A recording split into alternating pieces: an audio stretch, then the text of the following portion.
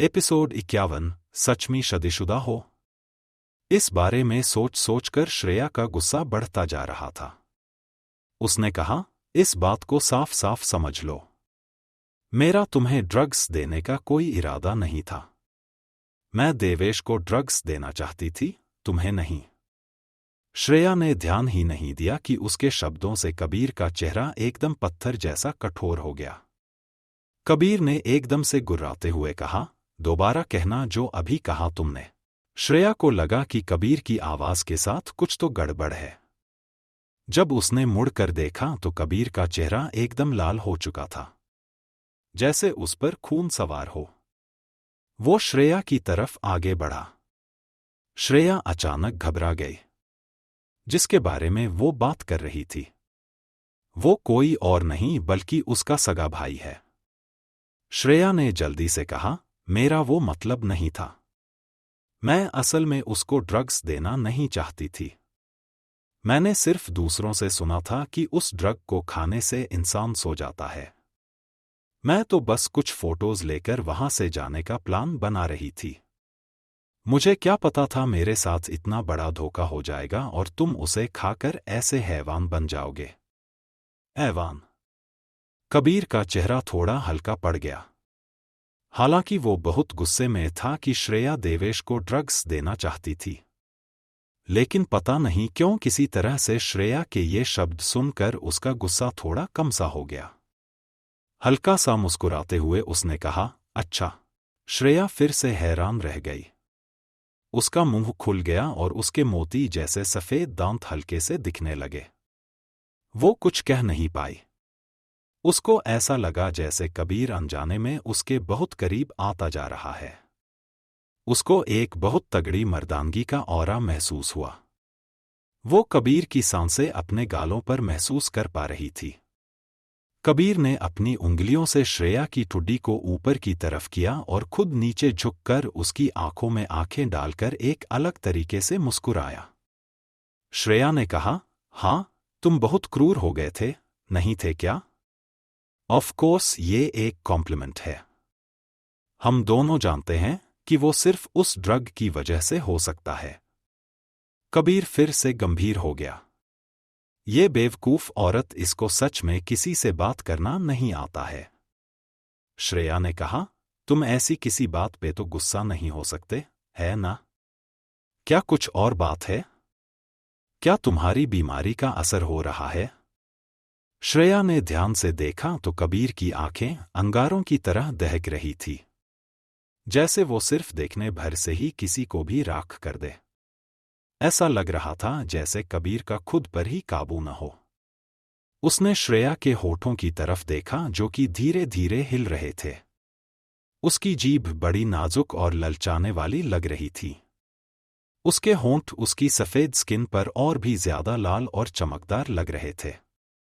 श्रेया ने कबीर की तरफ देखा। वो अपने ही ख्यालों में खोया हुआ था।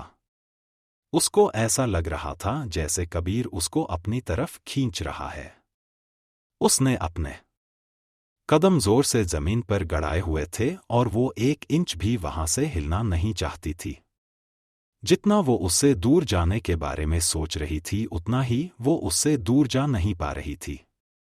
कबीर ने अपनी खुरदरी उंगलियां धीरे से उसके होठों पर फिराई।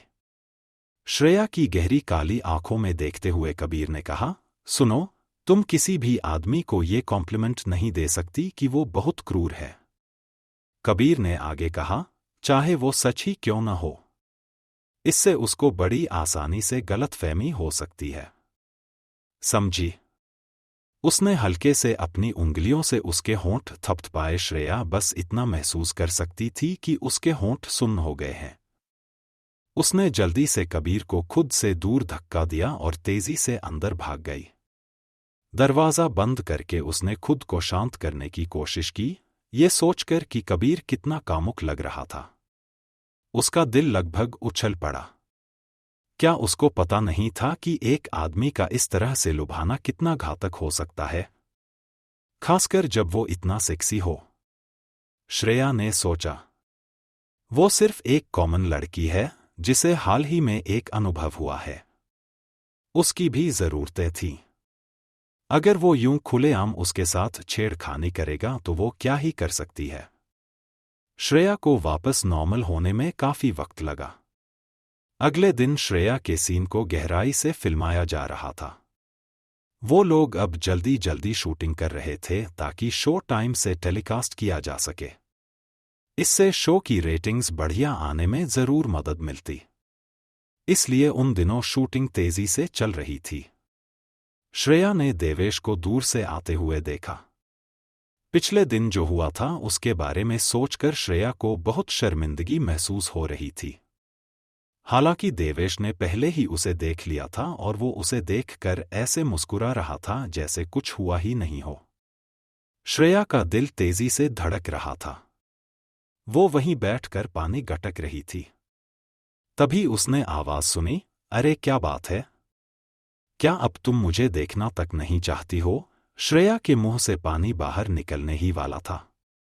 उसने अपना सिर ऊपर उठाकर देवेश की तरफ देखा और कहा, मेरे साथ कुछ भी गलत नहीं है। देवेश को उसके मुंह पर शर्मिंदगी साफ साफ नजर आ रही थी। उसकी तरफ ध्यान से देखते हुए वो बैठ गया और बोला, हे, क्या तुम सच में शादीशुदा हो? तुम बिल्कुल भी शादीशुदा नहीं लगती, तुम तो अभी बहुत छोटी हो। श्रेया ने जो कल रात को हुआ था उसके बारे में सोचा और उसे याद आ रहा था कि कैसे उस बदतमीज कबीर ने वो घटिया मैसेजेस देवेश को भेजे। वो देवेश से नफरत करती थी, लेकिन अब वो सिर्फ शर्मिंदा होकर यही कह सकती थी कि सॉरी, मैं कल रात बहुत चिढ़ी हुई थी इसलिए मैंने वो सब बकवास लिख दी। मेरा वैसा कुछ मतलब नहीं था। मुझे उस सब के लिए बुरा लग रहा है। मैं सच में शादीशुदा हूं और मुझे नहीं लगता कि शादी करने में उम्र से कोई फर्क पड़ता है। मुझे लगता है कि शादी के लिए बस एक सही इंसान का मिलना जरूरी होता है। देवेश थोड़ा झिझक गया। श्रेया की तरफ देखते हुए उसने गहरी सांस ली और फिर कहा, ठीक है, अगर यही बात है तो मैं तुम्हारे लिए चीजें मुश्किल नहीं करूंगा। All the best. लेकिन क्या तुम सच में मुझसे इतनी नफरत करती हो? श्रेया ने तुरंत अपना सिर हिलाते हुए कहा, नहीं नहीं, ऐसा कुछ नहीं है। देवेश ने अपनी भौहें सिकोड़ते हुए कहा, ओह, तो क्योंकि मैं तुम्हारे टाइप का नहीं हूं इसलिए तुमने मुझे न देखने का ढोंग किया। श्रेया ने कहा, असल में मेरी शादी हो चुकी है तो मैं दूसरे मर्दों की तरफ ज्यादा ध्यान नहीं देती। मैं सिर्फ तुम्हारी इज्जत करती हूं और कुछ नहीं। तुम मेरे पापा के जैसे हो। मैं तुम्हें एक आदर्श मानती हूं, सच में। श्रेया उसके सामने अपनी इमेज खराब नहीं करना चाहती थी, इसलिए वो पूरी कोशिश कर रही थी कि वो इस मामले की वजह से नाराज न हो। उसने उसे खुश करने की पूरी कोशिश की। वो इतनी बढ़ा चढ़ाकर बातें कर रही थी और इतनी नकली लग रही थी कि कोई भी हंस दे, लेकिन वो घिन करने लायक बातें नहीं थी। देवेश ने बस चुपचाप अपना सिर हिलाया। उसने कहा, मैं तुम्हारा डैड बनना नहीं चाहता, शांत हो जाओ। मैं वो फेसबुक पोस्ट डिलीट कर दूंगा और मैं वापस इस बारे में कभी बात भी नहीं करूंगा, ताकि तुम्हें मुझे अवॉइड न करना पड़े। लेकिन मेरा तुम्हारे पति के बारे में जानने का बड़ा मन है। वो कितना महान होगा कि तुम्हें उससे प्यार हुआ। वो काफी मैच्योर और स्टेबल होगा, इसीलिए तुमने इस छोटी सी उम्र में ही उससे शादी कर ली। श्रेया ने मन ही मन सोचा कि देवेश को खुद ही जाकर अपने भाई के बारे में पूछ लेना चाहिए कि वो ऐसी शर्मनाक बातें कैसे बोल सकता है। अगर ढंग से सोचा जाए तो देवेश असल में कबीर से कहीं ज्यादा मैच्योर और स्टेबल है। श्रेया ने कहा, ऐसा कुछ महान नहीं है, आज नहीं तो कल तुम उनसे मिलोगे ही। देवेश ने कहा, ओके, और मुस्कुराते हुए उसके कंधे को थपथपाया। उसके बाद देवेश ने जल्दी ही अपनी फेसबुक पोस्ट डिलीट कर दी। उसके बाद उसकी कंपनी ने भी ये बयान दे दिया कि उस पोस्ट में देवेश ने अपनी रिलेशनशिप की बात नहीं की, बल्कि सिर्फ अपनी कुछ भावनाएं बांटी थीं और अपने विचार व्यक्त किए थे। देवेश और श्रेया सिर्फ अच्छे दोस्त हैं जो चाहते हैं कि लोग उनकी दोस्ती पर कलंक ना लगाएं। एपिसोड 52, तबीयत ठीक नहीं है। इसके बाद लोगों के रिएक्शन में बहुत बड़ा बदलाव आने लगा। कुछ लोग श्रेया का मजाक उड़ते हुए देखना चाहते थे क्योंकि देवेश ने उसके साथ रोमांस की सारी बातें खारिज कर दी। हालांकि कुछ लोगों ने सोचा कि देवेश ने कहा है कि वो डेट नहीं कर रहे हैं, लेकिन उसने ये भी कहा है कि वो और श्रेया दोस्त हैं। आज से पहले कभी भी अगर किसी ने देवेश का फायदा उठाने की कोशिश की है तो देवेश ने उन्हें बख्शा नहीं और मुंह तोड़ जवाब दिया है। लेकिन इस बार वो काफी नरम था और उसका कोई इरादा नजर नहीं आ रहा था। अपने सीन शूट करने से पहले ही श्रेया घर वापस आ गई। उसने उधर कबीर को बैठे हुए देखा। कमर एकदम सीधी, वो कंप्यूटर पर कुछ काम कर रहा था। कबीर एक ऐसा इंसान था जो हर वक्त एकदम सीधा रह सकता है। इसी वजह से वो बड़ा सख्त नजर आता है और वो और भी ज्यादा आकर्षक लगता है। जब श्रेया अंदर आई तो वो रास्ते में ही रुक गई। उसने कबीर की पतली और लंबी उंगलियों को देखा और मन ही मन सोचा कि ये पियानो पर इधर से उधर नाचती हुई कितनी सुंदर लगेंगी। उसका खुद पर ही बस नहीं चला और वो कबीर को टकटकी लगाए देखती रही। ऐसा कहा जाता है कि एक आदमी सबसे ज्यादा खूबसूरत तब लगता है जब वो सीरियस होता है, और कबीर तो पहले से ही हद से ज्यादा सुंदर है। तो अब कहना ही क्या। जब कबीर ने अपना सिर उठाया और श्रेया को दरवाजे पर खड़े देखा तो उसने एकदम से उसको कहा, क्या तुम बेवकूफ हो श्रेया? भगवान ही जाने वो खड़ी होकर क्या ही सोच रही थी। वहां खड़ी जोर जोर से हंस भी दी। कबीर ने मन ही मन सोचा कि उसने आज तक इससे ज्यादा अचंभे में किसी को भी नहीं देखा। लेकिन जब उसने वो वेब पेज देखा जो वो अपने कंप्यूटर डिस्प्ले पर देख रहा था तो उसने ये खबर देखी कि देवेश कपूर ने पहले ही श्रेया के साथ रोमांस की खबरों से इनकार कर दिया है, तो उसके मुंह के कोने अपने आप ही ऊपर को उठ गए। अब जब उसने श्रेया को देखा तो वो भी उसकी आंखों को बहुत अधिक भा रही थी। वो मुस्कुराया और अपना हाथ हिलाते हुए बोला, ऐसे वहां खड़ी मत रहो, अंदर आ जाओ। उसने वेब पेज को बंद करने के बाद कहा। श्रेया ने शर्मिंदा होकर मुस्कुराया। उसने सोचा नहीं था कि वो एक आदमी को इतनी देर तक बस देखती ही रहेगी कि वो भौचक्की रह जाए। उसके कान गर्म हो रहे थे और अब वो कबीर को गहरी और सेडक्टिव आंखों में देखने की हिम्मत नहीं कर सकती थी। उसने जल्दी से कहा, ओह, मेरी तबीयत थोड़ी खराब है, मैं पहले अंदर जाकर आराम करना चाहती हूं। तबीयत ठीक नहीं है? कबीर की आंखें एक पल में बड़ी हो गईं। उसके चेहरे पर जो मुस्कान थी वो भी एकदम गायब हो गई। श्रेया को अंदर जाते देख वो भी उसके पीछे पीछे चल पड़ा। क्या हुआ श्रेया, तुम कहाँ अनहेल्दी महसूस कर रही हो? कबीर को अपनी ओर आता हुआ देखकर श्रेया एक पल के लिए घबरा गई। उसने बिना कुछ सोचे समझे कहा, कुछ नहीं हुआ, शायद मैं अभी बहुत ज्यादा थकी हुई हूं इसलिए मुझे ऐसा लग रहा है। कबीर उसके पीछे पीछे बेडरूम में चला गया। उसने श्रेया को देखा और कहा, क्या तुम्हें ऐसा इसलिए नहीं लग रहा क्योंकि तुम्हारे पैर की चोट अभी ठीक नहीं हुई है?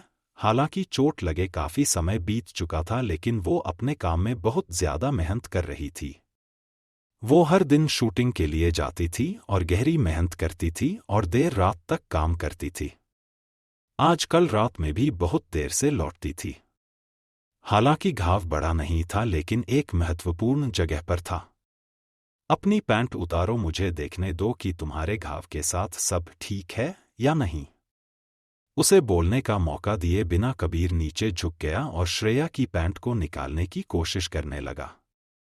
किसी इवेंट पर जाने और अपनी कॉस्ट्यूम पहनने के अलावा जब श्रेया आमतौर पर बाहर जाती थी तो वो हमेशा एक सिंपल सी जीन्स और स्नीकर्स पहनना पसंद करती थी। अभी उसकी जीन्स उसके शरीर से चिपकी हुई थी, इसीलिए ये बताना नामुमकिन था कि उसका घाव ठीक है या नहीं। कबीर उस वक्त किसी और चीज के बारे में नहीं सोच रहा था। जब उसने श्रेया को उसकी पैंट उतारने के लिए कहा तो वो बस एकदम से उत्सुक हो गया था। लेकिन एक पल में ही श्रेया के चेहरे और गर्दन पर लाली फैल गई। दूसरी ओर जब कबीर ने देखा कि श्रेया काफी देर से बिना किसी हलचल के खड़ी है, कबीर और भी घबरा गया और दुगनी तेजी से उसकी पैंट निकालना शुरू कर दिया। कबीर ने कहा, जल्दी से अपनी पैंट निकालो ताकि मैं देख सकूं कि क्या गड़बड़ है। जैसे ही उसने ये कहा उसके हाथ ऊपर की तरफ बढ़ने लगे। उसने अपने हाथ उसकी जीन्स के बैंड में डाल दिए और उसे नीचे खींचना शुरू कर दिया। श्रेया को बहुत घबराहट हो रही थी। उसने जल्दी से कबीर के हाथ पकड़े और एक झटके से उन्हें हटा दिया। उसका चेहरा एकदम लाल हो चुका था। वो चिल्लाई, कबीर तुम्हारा दिमाग खराब हो गया है क्या? मैं ठीक हूं। मैं क्यों अपनी पैंट्स उतारूं?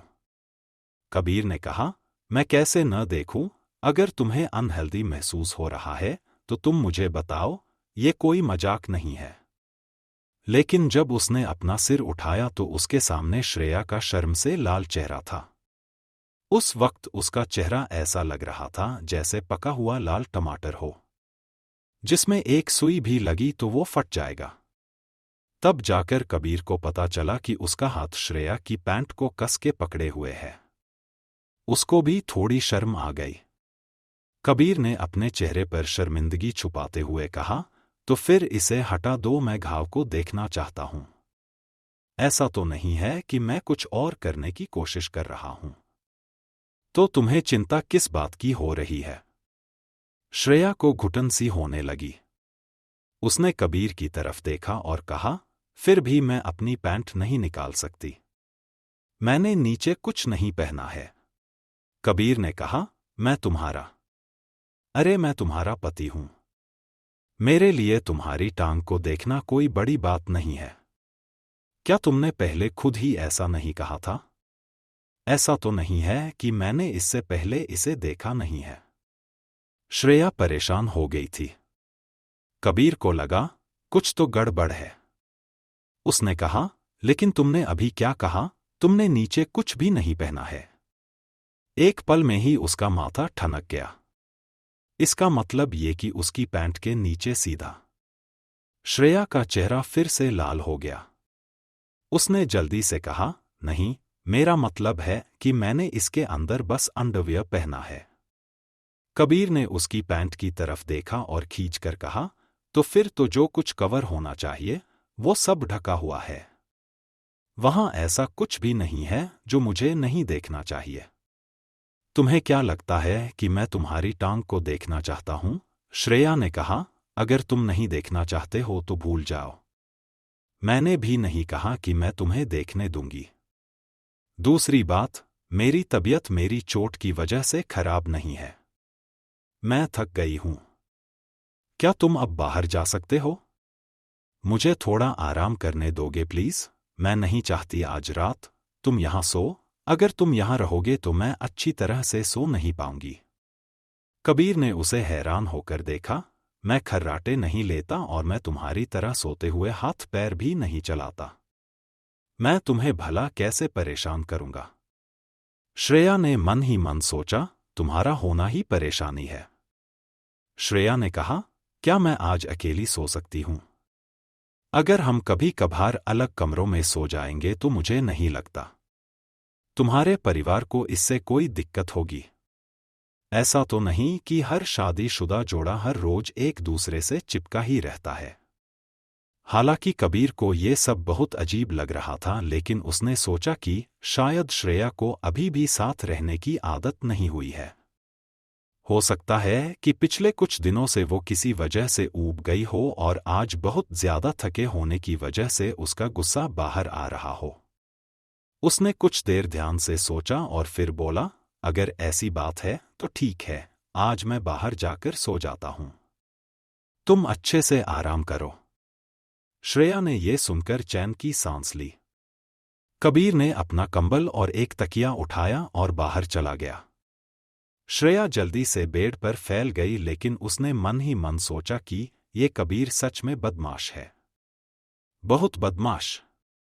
श्रेया ने सोचा, शायद उसकी उम्र ही ऐसी है कि वो इस वक्त अपने हार्मोन्स को कंट्रोल नहीं कर पा रही है। इसीलिए शायद जब उसने कबीर को देखा तो उसका चेहरा लाल हो गया और उसका दिल तेजी से धड़कने लगा, वो भी बेवजह। शुक्र है कि इसके बाद कुछ दिनों तक वो अपने काम में बहुत बिजी हो गई। वो इतनी ज्यादा बिजी थी कि उसके पाँव जमीन पर रहते ही नहीं थे। वो घर के बजाय अपनी प्रोडक्शन टीम के साथ ज्यादा वक्त बिताने लगी। इस सब में उसको कबीर और उसके बीच की दिक्कतों के बारे में सोचने का वक्त ही नहीं मिला। उसके नाटक की शूटिंग भी आखिरकार खत्म हो ही गई। देवेश ने दिलदार होकर कहा कि वो सबको अपनी तरफ से होटल में पार्टी देगा। उसने सबको रात को पार्टी के लिए इनवाइट किया। वो दारू पीकर ही वापस लौटने वाले थे और अगर उन्होंने ज्यादा ही पी ली तो वो रात को वहीं रुक सकते हैं। साफ शब्दों में एक रात के लिए वो सब कुछ भूलकर सिर्फ मस्ती कर सकते हैं। श्रेया ने नवी को भी अपने साथ चलने को कहा ताकि वो भी थोड़ी मस्ती कर सके।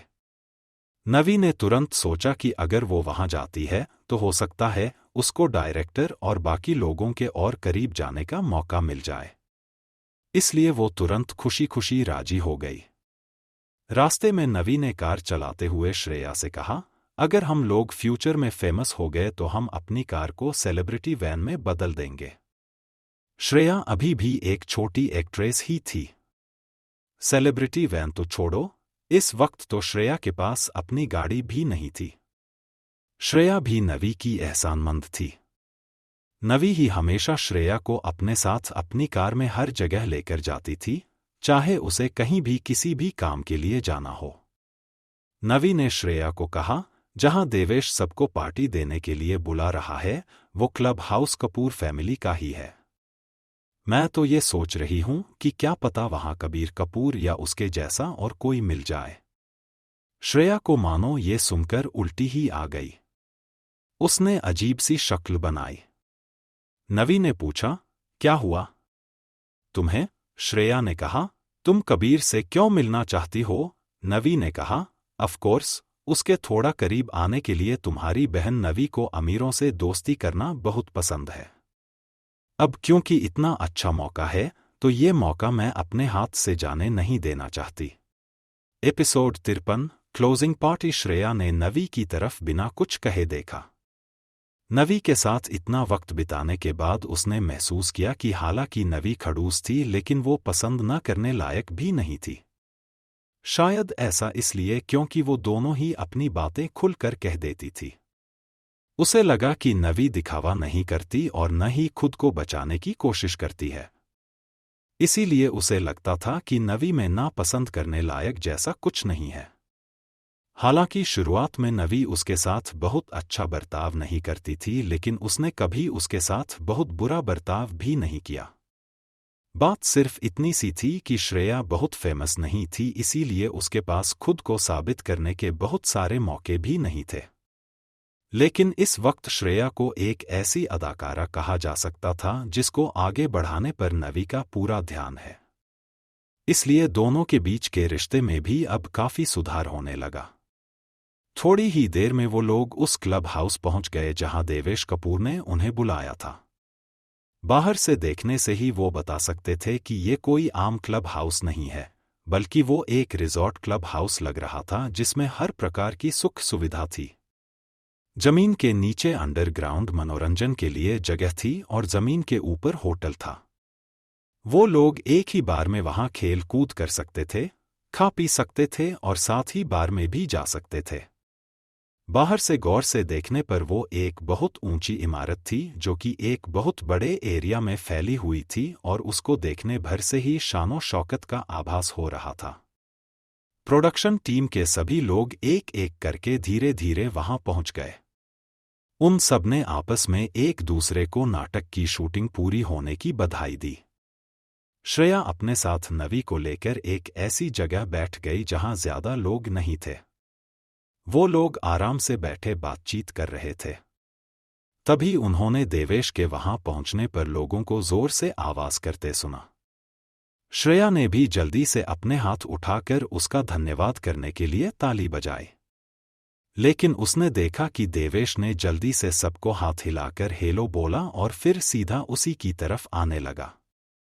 श्रेया के चेहरे पर उलझन साफ दिखाई पड़ रही थी। उसको देवेश को देखकर थोड़ा अजीब लग रहा था। लेकिन देवेश ठीक श्रेया के पास आकर बैठ गया। उसका चेहरा एकदम शांत था।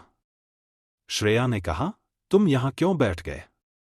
प्रोडक्शन टीम में बड़े लोगों और बड़े एक्टर्स के लिए अलग से सीटें हैं, तो वो यहां भागकर क्यों आ गया? देवेश ने श्रेया की तरफ देखा। उसने कहा, यहां शांति है और मुझे शांति पसंद है। क्यों? श्रेया ने सोचा। जब तक उसे कोई दिक्कत नहीं तो ठीक है। नवी पहली बार किसी टॉप सेलिब्रिटी के साथ इस तरह बैठी थी। वो अपनी बेचैनी को पूरी तरह से छुपा नहीं पा रही थी। हालांकि आजकल बहुत सारे सेलिब्रिटीज हो गए थे, लेकिन टॉप लिस्ट के सेलिब्रिटीज बहुत कम थे। देवेश ने भी उसकी तरफ देखा और हल्का सा मुस्कुरा दिया। नवी बहुत खुश हुई और उसने भी उसकी तरफ देखकर मुस्कुरा दिया। उसकी तरफ देखने के बाद देवेश ने वापस श्रेया से बात करने की कोशिश की। श्रेया ना चाहते हुए भी उसे मना नहीं कर सकती थी। शुरुआत में उसे लगा कि कोई बड़ी बात नहीं है, लेकिन जब उसने बाकी सब लोगों को उनकी तरफ हैरानी से देखते हुए देखा तो उसे भी थोड़ी शर्मिंदगी महसूस हुई। वो जल्दी से वहां से जाना चाहती थी।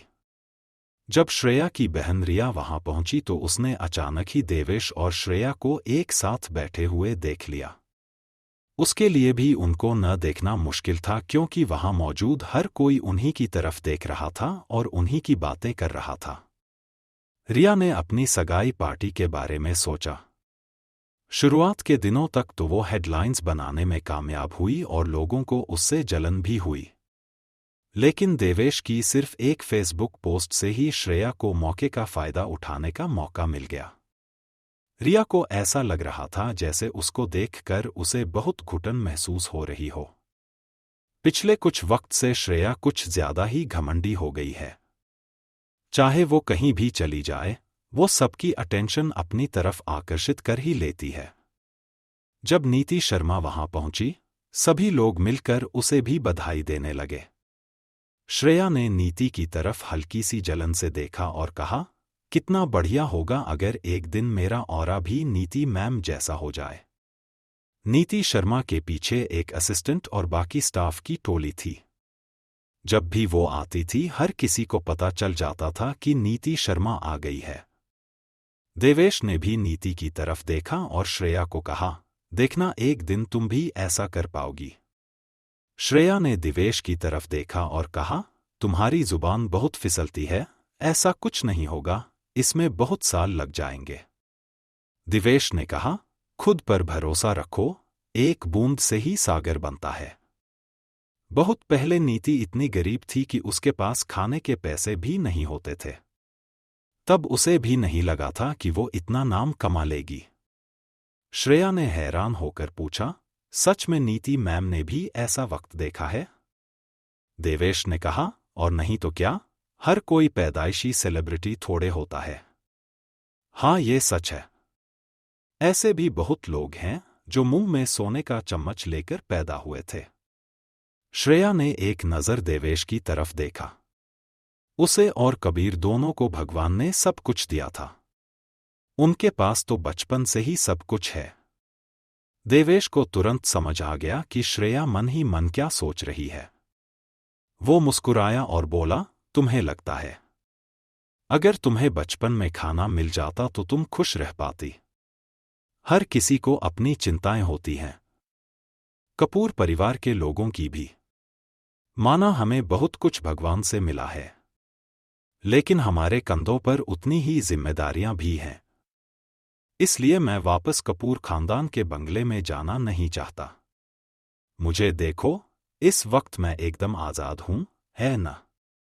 लेकिन श्रेया खुद को कबीर के बारे में सोचने से रोक नहीं पा रही थी। क्या कबीर को भी कोई चिंताएं थीं? तो सच। अगर देखा जाए तो कबीर को एक ऐसी शादी के बंधन में बंधना पड़ा जिसमें बंधने की उसकी कोई इच्छा नहीं थी। इस बारे में सोचकर उसको कबीर के लिए और भी बुरा लगने लगा। वो बिल्कुल ठीक था, लेकिन फिर इस बीमारी ने उसे घेर लिया, जिसके चलते उसकी अच्छी खासी जिंदगी श्रेया की वजह से एक दुख भरी जिंदगी बन गई। देवेश ने कहा, मैं इधर हूं, मैं तुमसे बात कर रहा हूं। तुम किसके बारे में सोच रही हो? ये देखकर कि श्रेया का दिमाग असल में कहीं और घूमने चला गया है, देवेश ने उसकी नाक पर चिकुटी काटी।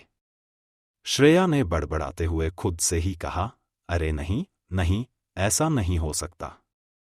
मैं किसी के बारे में कुछ नहीं सोच रही। क्लोजिंग पार्टी में सबने खूब मजे किए और बहुत अच्छा वक्त बिताया। अब जब फिल्में खत्म हो चुकी थी तो कुछ दिन की छुट्टियां थीं। इस बीच प्रोडक्शन टीम अपना काम जोरों शोरों से करने वाली थी। जब ये शो टीवी पर टेलीकास्ट होने वाला होगा, तब सारी टीम वापस से प्रमोशन में जुट जाएगी। सबने काफी शराब पी, जाहिर था कि श्रेया ने भी शराब पी थी। वॉशरूम से वापस आने पर देखा कि उधर और कोई भी नहीं था। यहां तक कि नवी भी बिना खोज खबर के अचानक ही गायब हो गई थी। श्रेया ने कुछ देर और वहां अकेले शराब पी। तभी उसने अपने पीछे से किसी को कहते सुना, प्रेसिडेंट सर सच में आए थे। वैसे भी पहली बात, ये कपूर परिवार का क्लब हाउस है। प्रेसिडेंट सर के अपने ही परिवार के क्लब हाउस में आने से दिक्कत क्या है? क्या ये जगह कबीर कपूर की नहीं है? अरे वो दोनों भाई हैं, अपने ही परिवार में भला कैसे भेदभाव? तुमने पहले तमाशा नहीं देखा था? संभावना है कि वो रात भर ऊपर ही रहने वाले हैं। इसलिए तो सिक्योरिटी और भी बढ़ा दी गई है और किसी को भी अंदर आने से रोक दिया गया है। उसी वक्त देवेश लौट आया। श्रेया ने जल्दी से उसे कोने में खींचा और उसको पूछा, कुछ देर पहले उन्होंने कहा कि प्रेसिडेंट सर आए हैं, क्या वो आपके परिवार में सबसे बड़े भाई हैं? देवेश ने सिर हिलाया और कहा, हां, क्या उसके यहां आने से कोई दिक्कत है? श्रेया ने कहा, नहीं, कुछ नहीं, बस तुम्हारे परिवार में हर आदमी इतना बड़ा है। देवेश ने मुस्कुराते हुए कहा, तो तुम्हें ये पसंद है? अगर ऐसा है तो तुम भी कपूर खानदान में शामिल हो सकती हो। जब ऐसा होगा तो मैं गारंटी देता हूं कि तुम पूरी तरह से अलग महसूस करोगी। पकड़े जाने के डर के कारण श्रेया ने अपना सिर नीचे कर लिया। उसने मन ही मन शर्मिंदा होकर सोचा, अभी वो भी कपूर खानदान का एक हिस्सा है। हर्षवर्धन कपूर 3 साल से प्रेसिडेंट हैं। उनका ट्रैक रिकॉर्ड लगातार अच्छा रहा है और उन्हें सबका सपोर्ट मिला है। तो स्वाभाविक रूप से जहां भी वो जाते थे, उनके फैंस की एक बड़ी भीड़ भी वहां पहुंच जाती थी। श्रेया ने बाहर किसी को प्रेसिडेंट से मिलने के लिए भागते हुए देखा। उसने अपना सिर हिलाया। उसे एकदम से कुछ याद आया। उसने जोर से अपना हाथ हिलाते हुए पूछा, नवी कहाँ है? वो गायब क्यों है? देवेश ने कहा, नवी? अच्छा, वो तुम्हारी मैनेजर? मुझे नहीं पता। जब मैंने उसे पहले देखा था तो ऐसा लग रहा था जैसे उसने बहुत पी रखी है। वो लड़खड़ाते हुए खुद को घसीटते हुए बाहर ले गई और फिर लौटकर वापस नहीं आई। देवेश ने अपनी भौहें उठाई और कहा, हाँ, लेकिन अगर वो ऊपर प्रेसिडेंट से टकरा गई तो तुम्हारी मस्ती जरूर खत्म हो जाएगी। श्रेया ने दुखी होकर सोचा कि उनकी किस्मत इतनी खराब भी नहीं हो सकती। एपिसोड 54, नवी गायब है। श्रेया ने देवेश की तरफ देखा और पूछा, प्रेसिडेंट सर हैं कैसे? मतलब अच्छे या बुरे? हर्षवर्धन कपूर देवेश के भाई निकले। श्रेया ने सोचा इसे तो पता ही होगा। देवेश ने थोड़ी देर सोचा और फिर मुस्कुराकर कहा, अगर तुम इस बारे में सोचो तो वो प्रेसिडेंट की गद्दी पर बैठने में सफल हुआ है। तो वो कितना ही सिंपल होगा। उस इंसान का दिल भी उतना ही कठोर है जितना वो देखने में कठोर है। वो एक बड़ा भेड़िया है जो पावर का भूखा है और उसके लिए कुछ भी कर सकता है। श्रेया भौचक्की रह गई। टेलीविजन पर तो प्रेसिडेंट सर काफी अच्छे इंसान लगते थे। देवेश ने उसकी तरफ देखा और जोर से हंसने लगा। ये श्रेया कभी कभी बहुत बुद्धू हो जाती है। देवेश ने कहा, अच्छा बाबा, मैं तुम्हारी टांग खींच रहा था। वो असल में काफी सिंपल है, उसे असल में अकेला रहना पसंद है। वो थोड़ा सा अजीब है। थोड़ा सा कम घुलने मिलने वाला, थोड़ा सा श्रेया ने उसकी बात बीच में ही काटते हुए कहा, तुम सभी एक ही जैसे हो। देवेश ने मन ही मन सोचा कि क्या वो भी कबीर की तरह ही नहीं था। देवेश ने कहा, हे, तुम सब के सब से तुम्हारा क्या मतलब है? क्या मेरे साथ रहना भी मुश्किल है? अरे नहीं, नहीं। श्रेया की जुबान फिसल गई थी, वो हल्का सा हंस दी। श्रेया ने नवी को दोबारा फोन किया लेकिन उसने जवाब नहीं दिया। जब उसने फिर से फोन किया तो उसका फोन ही बंद हो गया था। श्रेया को हल्की सी घबराहट महसूस हुई लेकिन उसके पास कोई और चॉइस नहीं थी। वो उठकर देखना चाहती थी कि नवी कहाँ है, लेकिन तब तक एंट्रेंस गेट बंद हो चुका था। वो वापस जाते हुए यही सोच रही थी कि वो अब क्या कर सकती है। नवी कोई बच्ची तो थी नहीं, वो गुम तो नहीं होगी। जैसे ही वो घर पहुंची उसने कबीर को ढूंढना शुरू कर दिया। हालांकि वो कुछ दिनों से उससे बात नहीं कर रही थी, लेकिन इस बार उसको उसकी मदद लेने के अलावा और कुछ नहीं सूझ रहा था। श्रेया ने अंदर आते ही सबसे पहले कबीर से पूछा, कबीर, तुम्हारा प्रेसिडेंट सर के साथ रिश्ता कैसा है? कबीर ने श्रेया की तरफ देखा और कहा, हम भाई हैं। क्यों? तुम्हें क्या लगा? श्रेया ने जल्दी से आगे कहा, मेरी मैनेजर लंच टाइम से ही गायब है, मुझे वो कहीं नहीं मिल रही, मुझे तुम्हारी उसे ढूंढने में मदद चाहिए। अगर तुम प्रेसिडेंट सर से पूछ दो कि क्या वो उधर आई है, वहां पर सिक्योरिटी बहुत तेज है, इसीलिए मैं अंदर नहीं जा पाई। मुझे डर है कि कहीं सिक्योरिटी गार्ड्स ने उसे गलत इंसान समझकर रोक न दिया हो। तो ये दिक्कत थी। कबीर कुछ वक्त से अपने काम में ही बिजी था। अब जब उसने श्रेया को देखा तो उसे याद आया कि कई दिनों से उसने उसको देखा नहीं था। जब भी वो घर पर होता था, या तो वो बाहर होती थी या अपने सेट पर बिजी होती थी। अगले दिन सुबह वो फिर जल्दी काम पर चली जाती थी। अब जब वो ये सब सोच रहा था तो उसे लगा श्रेया तो उससे भी ज्यादा बिजी है। कबीर ने पूछा, क्या तुम हाल ही में बहुत बिजी थी? श्रेया को हैरानी हुई। कबीर की निगाहें और उसके एक्सप्रेशन को देखकर श्रेया को ऐसा लग रहा था कि शायद उसे शक हो रहा है। उसने उसे ये बताने की हिम्मत नहीं की कि वो जानबूझकर उससे दूर रहने के लिए ये सब कर रही थी। श्रेया ने अपने कान को रगड़ते हुए कहा, ओह हाँ, मैं शूटिंग और प्रमोशंस की तैयारी में बिजी हूं। क्यों? कबीर ने अपने हाथों को मेज पर रखा और खड़ा होकर पूछा, क्या तुम्हें मेरी मदद चाहिए? श्रेया ने सिर हिलाया। हाँ। कबीर ने कहा, अगर मैं तुम्हारी मदद करूं तो तुम मुझे कैसे थैंक यू करोगी? श्रेया ने हल्का सा खींचकर कहा, मुझे कैसे पता होगा, तुम इतने अमीर हो।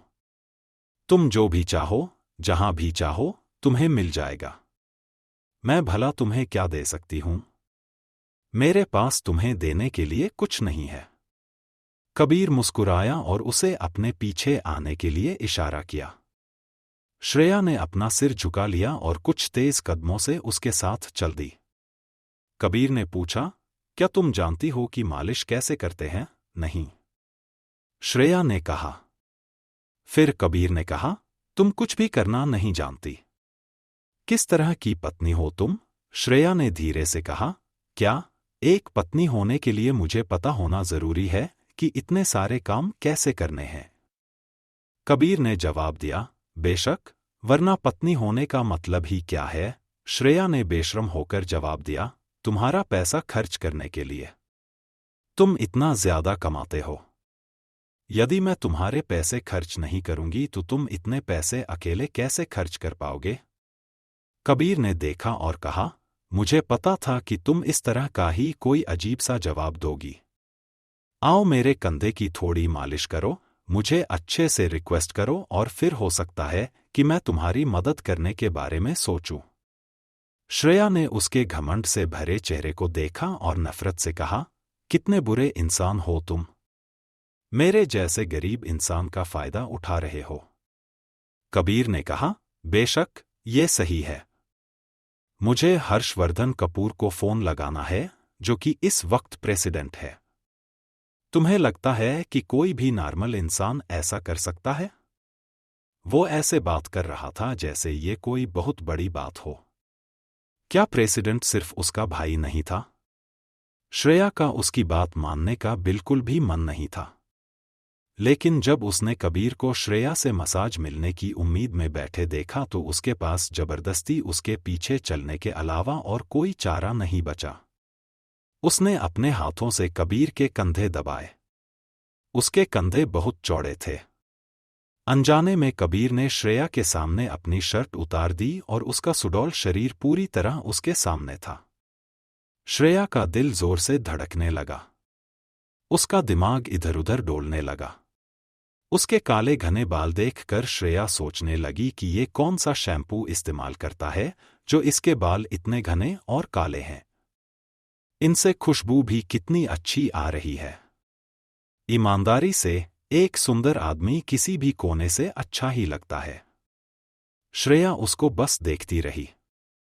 कबीर ने कहा, अरे तुम रुक क्यों गई? श्रेया अपने ख्यालों की दुनिया से बाहर आई। वो वापस उसके कंधे दबाने लगी और बोली, तुम्हारे कंधे बहुत तनाव में हैं।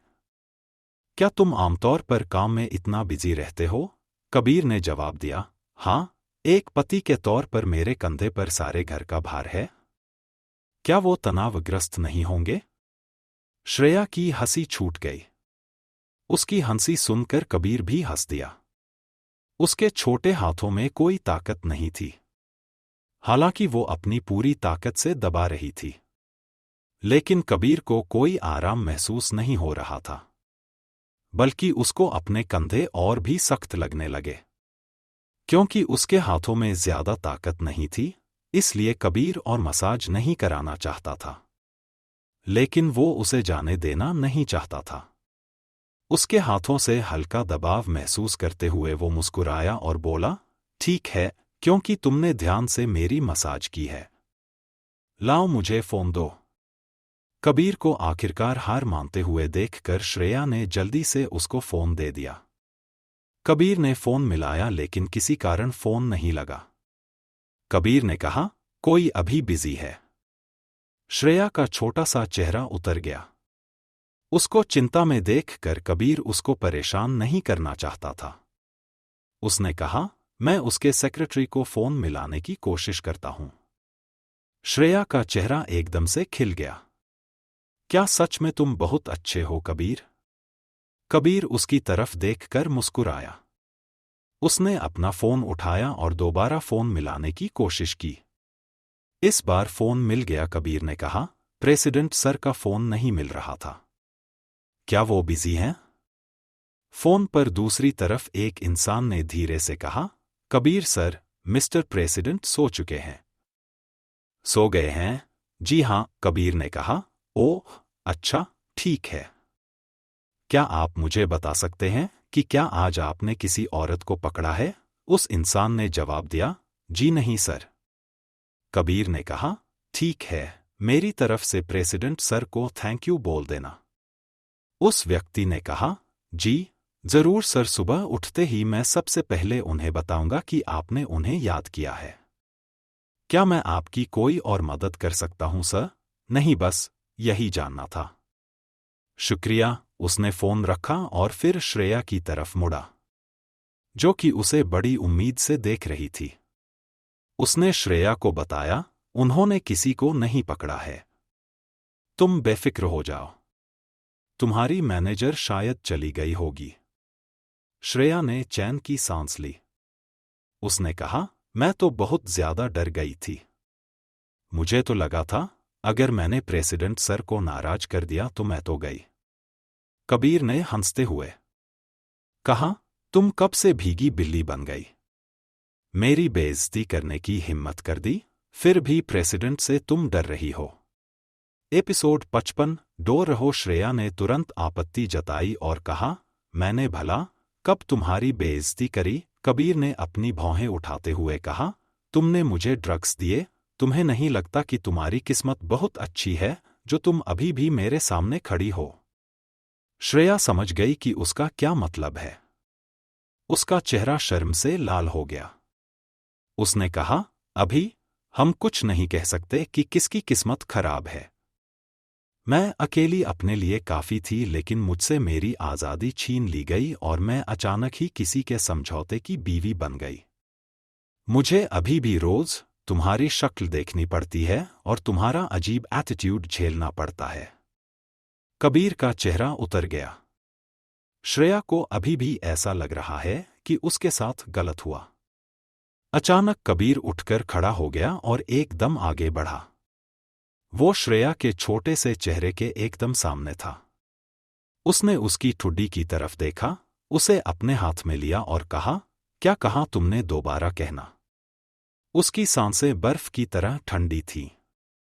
श्रेया डर गई। उसके हाथ की गर्मी को महसूस करते हुए उसने उसके चेहरे की तरफ देखा जो कि कंफ्यूज था। कबीर के होंठ श्रेया के होठों के ठीक सामने थे। अगर वो जरा भी हिली तो वो उन्हें छू लेगी। श्रेया ने जल्दी से उसका हाथ हटाया और कहा, दूर हटो मुझसे, तुम कुछ ज्यादा ही करीब आ गए हो, मुझे गर्मी लग रही है। श्रेया का चेहरा छूने में गर्म हो गया था। वो अब और सहन नहीं कर सकती थी। उसने अपने पैर से कबीर के पैर पर मारा और जल्दी से साइड से निकाल गई। बिना पीछे मुड़े वो वहां से बाहर भाग गई। कबीर ने कराहते हुए कहा, आउच, ये श्रेया की बच्ची, इसने सच में अपनी पूरी जान लगा दी। कबीर ने अपनी भौहें सिकोड़कर कहा, बहुत बढ़िया श्रेया, अपना काम होते ही तुमने अपनी पीठ मोड़ दी। बहुत खूब। श्रेया ने ऐसे दिखाया जैसे उसने कुछ सुना ही नहीं। वो अपने कमरे में भाग गई और जोर से दरवाजा बंद कर लिया। उसने जोर जोर से सांस ली और अपनी छाती को धीरे धीरे थपथपाया। वो बेवकूफ गुंडा। वो उसे फिर से उत्तेजित कर रहा था। वो अभी शांत हो भी नहीं पाई थी कि तभी उसको कमरे के बाहर कबीर की आवाज सुनाई दी। उसको भी अपना काम करना था, लेकिन अभी अभी जो हुआ उसके बाद वो भी शांत नहीं हो पा रहा था। वो उसके पीछे पीछे बेडरूम तक आ गया। श्रेया ने उसे अंदर आने से मना कर दिया।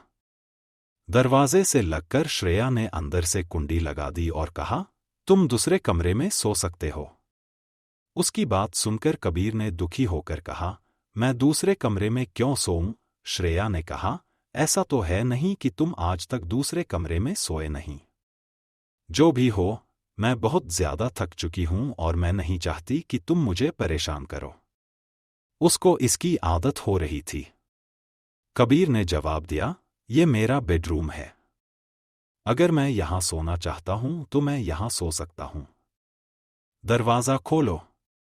श्रेया ने कहा, नहीं, मैंने तुम्हें नाराज किया है। क्या पता तुम मेरे साथ क्या कर दोगे। श्रेया कबीर को अंदर न आने देने के लिए हर तरह का बहाना ढूंढ रही थी। कबीर ने गहरी सांस लेते हुए कहा, तुम ये सब करके मुझे और भी गुस्सा दिला रही हो। श्रेया ने कहा, अब क्योंकि तुम पहले से ही नाराज हो तो थोड़ा और नाराज होने से कोई फर्क नहीं पड़ता। कबीर ने कहा, अच्छा ठीक है, लेकिन क्या तुम्हें इस बात से डर नहीं लगता कि अगर मैं बदला लेने पर उतर आया तो क्या होगा? तुम्हारा शो कभी टीवी पर आएगा ही नहीं और कंपनी चुपचाप तुम्हें उड़ा देगी। क्या? श्रेया घबराई गई। उसने कहा, तुम्हें नहीं लगता? तुम बहुत गलत बात कर रहे हो। हमने पहले ही तय किया था कि हम एक दूसरे की जिंदगी में दखल नहीं देंगे। कबीर ने खींचकर कहा, मैंने इससे भी ज्यादा गलत चीजें की हैं। श्रेया ने इस बारे में थोड़ा सोचा और फिर धीरे से हल्का सा दरवाजा खोल दिया। उसने सोचा नहीं था कि कबीर एकदम से धक्का देकर पूरा दरवाजा खोल देगा। श्रेया हैरान होकर लड़खड़ा कर कुछ कदम पीछे हो गई। कबीर ने जल्दी से अपनी लंबी बाजू से उसकी कमर को पकड़ लिया और उसको वापस उसके पैरों पर खड़ा किया। श्रेया को अपना चेहरा कबीर के चेहरे के पास महसूस हुआ। कबीर के होठों को देखकर उसे अपना चेहरा और भी गर्म होता हुआ महसूस हो रहा था। उसका गला खराब हो गया और वो एक शब्द भी बोल नहीं पा रही थी। उसने घबराकर कबीर को दूर धकेल दिया। कबीर ने गुस्से में उसकी कलाई पकड़ ली। वो उसे घूरने लगा। जबकि श्रेया हर कोशिश कर रही थी कि वो कबीर की आंखों में न देखे।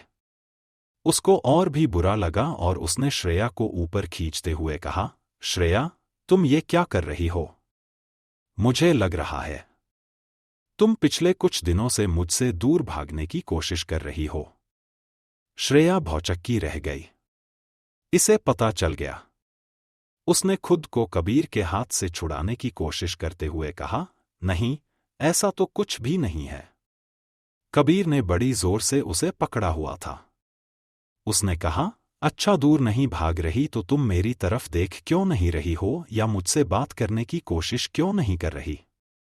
श्रेया ने पीछे मुड़कर कहा, ऐसा कुछ नहीं है, तुम बस पागल हो रहे हो। कबीर ने श्रेया को अपनी ओर खींचा, अपनी पतली उंगलियों से उसके गाल पर चुटकी काटते हुए। वो उसे अपनी तरफ देखने के लिए मजबूर कर रहा था। उसने कहा, फिर मेरी आंख में देखो और मुझे बताओ कि तुम मुझसे नहीं भाग रही हो। श्रेया ने अपना सिर उठाया और उसकी गहरी काली आंखों में देखा। उसके होंठ तो हिले लेकिन कोई आवाज नहीं निकली। सच्चाई ये थी कि वो उससे दूर भाग रही थी, क्योंकि जब भी वो उसे देखती थी तो उसे लगता था कि उसका शरीर गर्म हो रहा है। उसने जल्दी से कहा, मैं सच में तुम्हें नहीं टाल रही हूं, मुझे जाने दो। उसने जबरदस्ती उसका हाथ खोल दिया। कबीर को और भी चिंता हो गई। श्रेया को पीछे मुड़ते हुए देखकर उसने उससे पूछा, तुम्हें क्या हो रहा है श्रेया?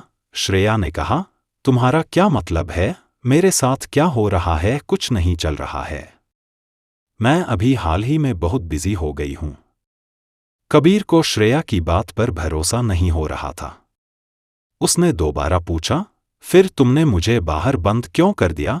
श्रेया ने कहा, क्योंकि मैं तुम्हारे साथ एक ही कमरे में रहने में कंफर्टेबल महसूस नहीं करती। इसके अलावा हमारी शादी एक धोखा है। अगर किसी को पूछना हो तो हम कहेंगे हमारा हनीमून पीरियड खत्म हो चुका है और हम दोनों बिजी हैं, तो कभी कभी अगर हम अलग अलग सोए तो इसमें कुछ गलत नहीं है। कबीर को बुरा लगा। उसने कहा, श्रेया, क्या तुम मुझे इसीलिए दूर कर रही हो क्योंकि तुम किसी और से प्यार करने लगी हो? कबीर को ये बात समझ में नहीं आ रही थी। श्रेया ये सुनकर वहीं जम गई। उसने इतनी दूर तक सोचा ही नहीं था।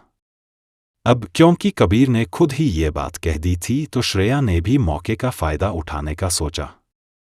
उसने कहा, ऐसा नहीं है कि मैं किसी को पसंद करती हूं या कुछ, लेकिन आज नहीं तो कल मेरा भी कोई बॉयफ्रेंड तो होगा ही। मैं इस वक्त खुद पर कंट्रोल रखना चाहती हूं। उसने मन ही मन सोचा कि अब उसे भी कोई बॉयफ्रेंड बना ही लेना चाहिए। बड़े होते हुए उसे कभी कोई पसंद ही नहीं आया, न ही वो किसी के करीब हुई सिवाय राहुल के। इसलिए जब वो कबीर को देखती थी तो उसको एक अलग ही तरह की गुदगुदी होती थी। शायद उसके हार्मोन्स कुछ ज्यादा ही उछल रहे हैं, इसीलिए वो इस सब के बारे में कुछ ज्यादा ही सोचने लग गई है।